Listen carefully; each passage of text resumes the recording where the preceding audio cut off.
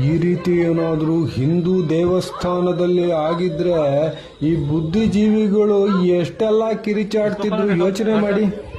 ಈ ಕಾಂಗ್ರೆಸ್ನವರು ಏನೇನೆಲ್ಲ ಮಾತಾಡ್ತಿದ್ರು ಯೋಚನೆ ಮಾಡಿ.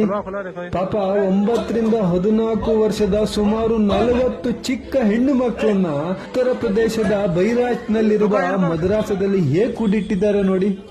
ಏನು ಸೌಜನ್ಯ ಅಂತೇಳಿ ಸುಮಾರು ಜನ ಬಾಯಿ ಬಡ್ಕೊಂತಿದ್ರಲ್ಲ, ದಯವಿಟ್ಟು ಈ ತರದ ವಿಚಾರದ ಬಗ್ಗೆನೂ ಮಾತಾಡಿ. ನಿಮ್ಮ ಗಾಡ್ ಫಾದರ್ ಇದಾನಲ್ಲ ಸಮೀರ್ ಅಹಮದ್, ಅವನಿಗೂ ಮಾತಾಡಕ್ ಹೇಳಿ.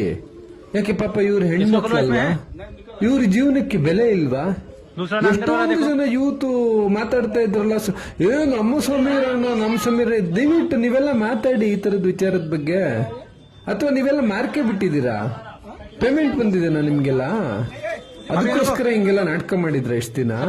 ನಿಜವಾಗ್ಲೂ ನಿಮಗೆ ಹೆಣ್ಣು ಮಕ್ಕಳ ಬಗ್ಗೆ ಕಾಳಜಿ ಇದ್ರೆ ಈ ತರದ್ ಎಷ್ಟೊಂದು ಮಸೀದಿ ಮದ್ರಾಸಗಳಲ್ಲಿ ನಡೀತಾವಲ್ಲ, ಮಾತಾಡ್ರಿ. ನಿಮ್ಗೆ ನಿಜವಾಗ್ಲೂ ಆತ್ಮಸಾಕ್ಷಿ ಇದ್ರೆ ಮಾತಾಡಿ.